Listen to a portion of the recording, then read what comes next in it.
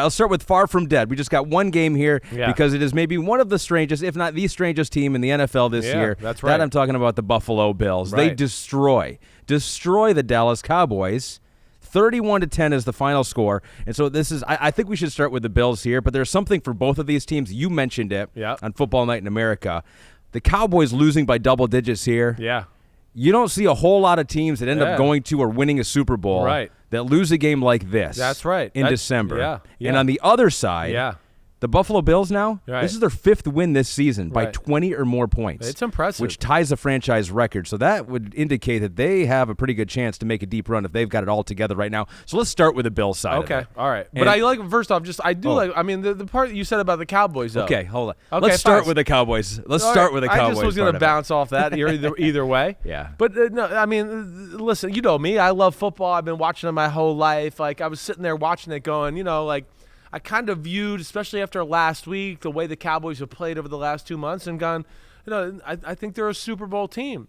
But as I'm seeing the game melt away from them and be dominated, right, I'm sitting there going, man, I mean, really, I said it out loud in the viewing room. I said, I don't know any Super Bowl teams that lose like this in the middle of December. Like, I can't think of one. Right? And then, of course, we got all the people in the back who are like, what? You want me to look it up? You want me to look it up? How far do you want me to go back? And I'm like, I don't know. You don't have to go back at all. They go, how about I just look at the last 10 years? And I was like, yeah, sure, whatever you want. They were all excited. Yeah. James Kaminsky is the one who did it. And he looks it up. He comes back to me with a note card like 5 minutes later. He's like, no, dude. He's like, you're right. You're right. He's like, in fact, no Super Bowl team in the last 10 years has even lost by double-digit points in December, right?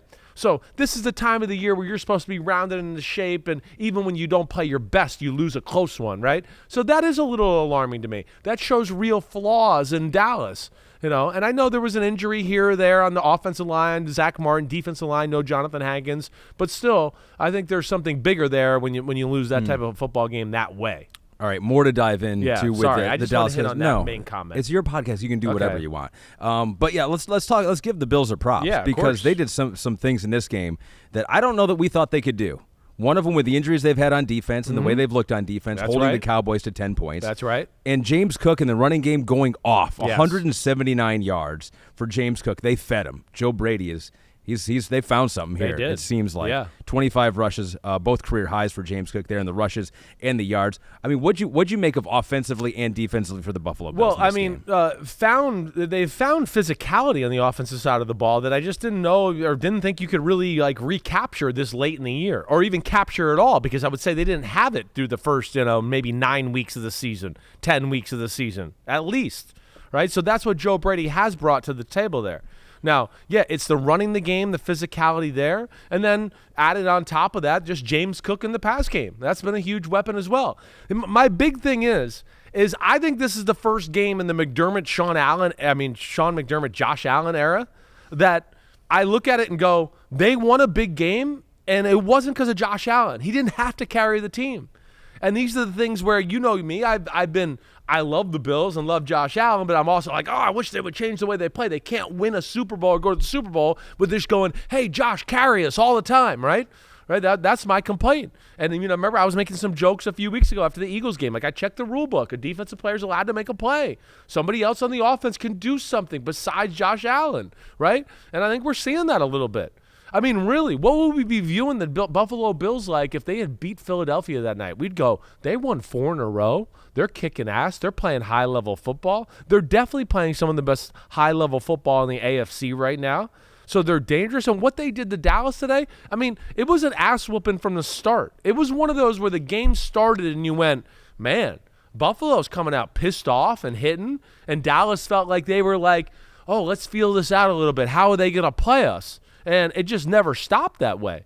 And I just don't ever remember. I mean, in the third quarter at one point, I was joking. I was literally going, wait, if you told me in the third quarter that Josh Allen had 70 yards passing, I would go, Dallas must be winning 30-3. Like, there's no way that this game is going. And instead, it was 31-3 the other way because of all the things you've talked about. So kudos to Joe Brady and Sean McDermott for figuring things out there. And then to your point, what they're doing on the defensive side of the ball, one of the hottest offenses in the sport, right? To kind of stymie the Cowboys, pressure Dak Prescott the way he did today, when he didn't have pressure, it looked like he could not find people open. As I started to watch the game, right, here's the thing that I started to go, Like, I went, one, no Jonathan Hankins. They're not a very big physical run-stopping defense to begin with, right?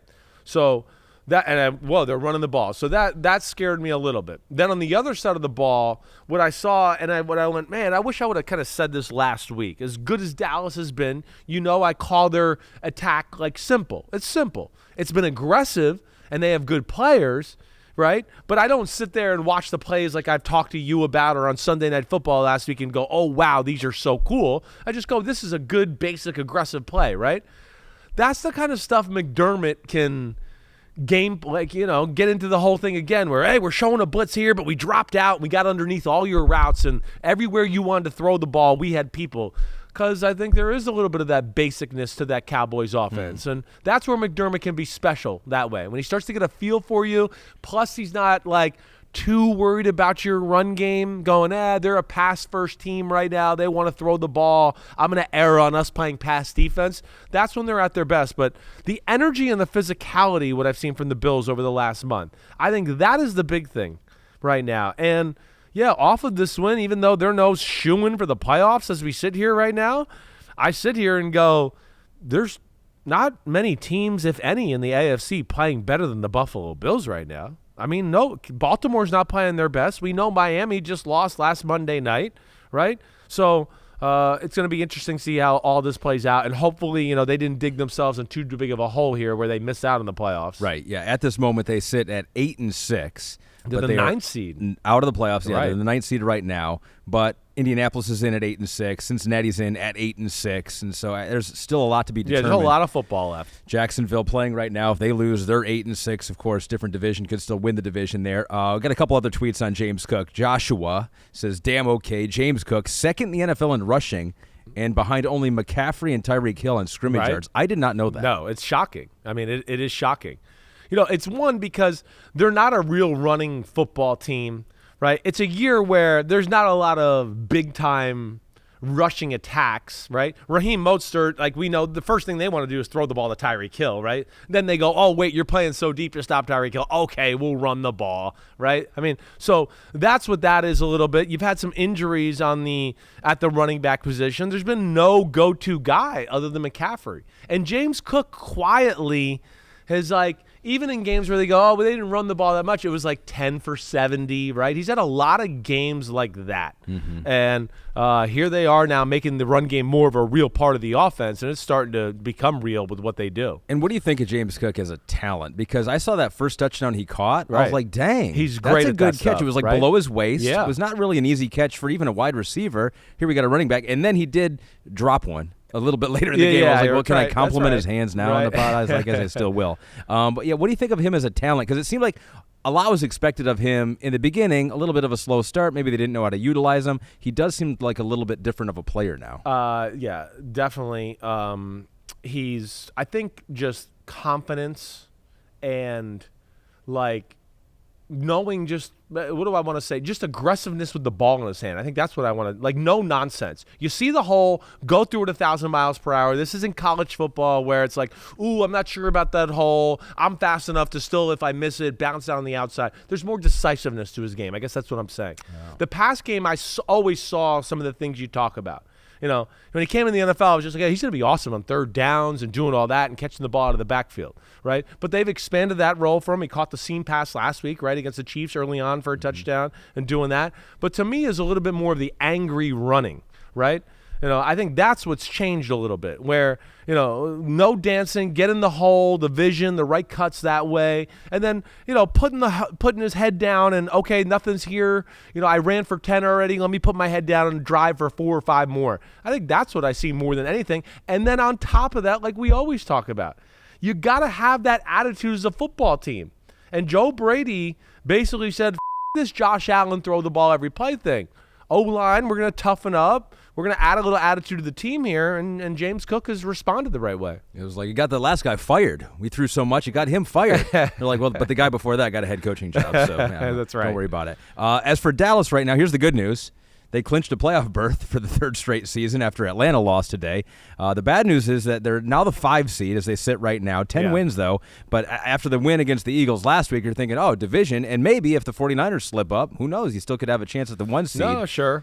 I don't see that happening, but we'll see. I don't see 1 seed happening, but I'm saying coming into this week. Oh yeah, you're right. Oh, you're right. Sorry. Yes. But now it's like now the Eagles jump back into the driver's seat for the division, and right. The Eagles already had the inside track, right? I mean, if they won out, they won the division no matter what, right? That's true. But the way they're playing, you don't know. Oh no, you're 100% right. I mean, to think that they're just going to automatically win next week up in or tomorrow night in Seattle, no chance. And perhaps even more importantly for Dallas is that it's looking like they're going to have to play on the road and away from home, and they're clearly a different team at home versus on the road. It's incredible. I mean, it's just rare to see a high quality team be that different in different of a team and how they look compared to where they play. I didn't think it would be that big of an adjustment. Again, Buffalo's field turf, right? So you're like, oh, okay. Yeah. They're still going to be fast. I didn't look at it to go, oh, wow. And, hey, okay, it's a little cold, but it's the Cowboys. They play in the NFC East. They shouldn't be like, oh, no, it's cold, right? I mean, they go up to New York and Philadelphia every year. Shouldn't be too big of an adjustment. The big thing, I think, again, we've gotten into this, the size of their defense is an issue. When Buffalo, they get ahead of the chains. When anybody gets ahead of the chains and it becomes 2nd and 3 and 2nd and 4, which Buffalo did a really good job today. Dallas, that takes away Dallas. Oh, the crazy pass rush, the stunts, the blitz, right? Because they go, well, it's 2nd and 4. They can still run the ball. So I don't want to do anything crazy up front because they could gash us and then all of a sudden we're screwed. So that chops, one of their legs out from underneath them a little bit. That was kudos to Buffalo. And then, Dallas, when they're behind, when they get behind a little bit, and now a team can go, no, we're not going to pass the ball. You're not going to get stripped sacks, and and we're not going to throw interceptions, and we're going to get hit as we're throwing and all that. That takes another huge avenue away from the Dallas Cowboys. So altogether, Dallas is going to get roasted tomorrow. We know that. It looked like, okay, hey, we're finally sitting there. Dallas is real for the first time ever, right? And I think there was other people that, that weren't like me. They were going, no, this is Dallas. They won a big game. They'll fall apart this week. You watch. This is what Dallas does. And that's what they're going to have to hear from a bunch of people tomorrow. Yes, the moment we thought they were here, they owe up to Buffalo and just get their ass whooped. I mean, physically whooped. And like I said, I just don't see Super Bowl teams do that in the middle of December. Here's the only good news for the Dallas Cowboys. Yeah. It was always going to be what they did in the playoffs. And so almost all this stuff is irrelevant. Like not playing at home is relevant for them, it seems like, but it still is all going to be dependent. That's what it all comes down to. It's all going to be decided in the playoffs. You're right. They just wanted it on their field. Yes. At least one game, if not all of them. Yo, what up, homies? Thanks for watching. Remember, subscribe to Chris Simms Unbuttoned. Right now, we got Sunday Pod, right? So you can have it Monday morning. We recap all the action. Wednesday, it's the What the Happened podcast. We're going to get deep in the weeds on the key matchups of the week. And then Thursday, I'm picking games with that jerk Florio. So you know where to find us, homies. Keep watching. Peace out. We'll see you.